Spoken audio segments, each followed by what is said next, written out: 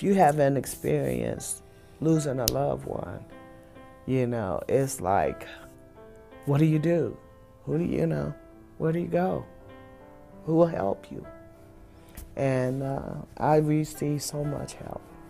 My husband was diagnosed with lung and brain cancer, and one of the things they talked to us about was hospice, and I was like, oh, because of a cultural thing, when we look at, Black people look at hospice, they look at it as this is the jumping off point, it's all over, they're gonna, you know, you're there to die.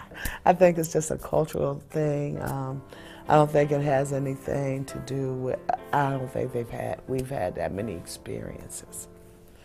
I think by the time somebody's terminally ill, they're in the hospital or something of that nature. I think it would be a good idea to inform the Black community more about hospice and what they do and the services that they provide.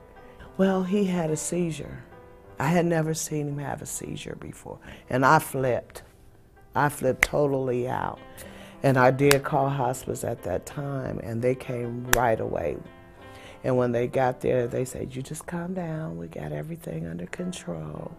And then I was able to like woosah, you know, feel that peace, you know. And they took everything, we came out to hospice. They, you know, everybody stayed with you to make sure you were okay, and you know, understanding where you were.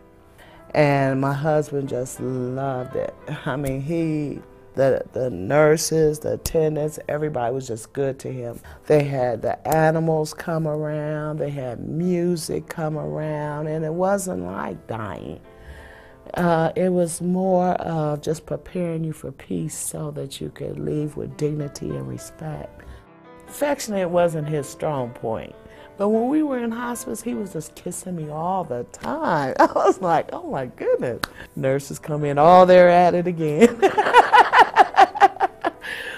But I guess I keep going back to the peace and the serenity, and you know, we saying our goodbyes and just getting as much together as we could during the time it was happening.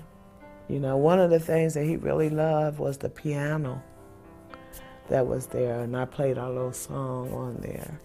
It was a poem I had made up for him before he passed. This has never happened to me before, but I woke up this morning, I told him, I said, boy, I thought of a poem. And well, it was more or less saying, you know, you've been so good to me.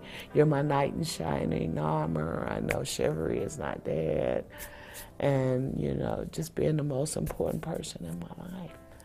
And I wrote it down. He said, write it down, write it down. And I wrote it down, and that's what I used for his obituary.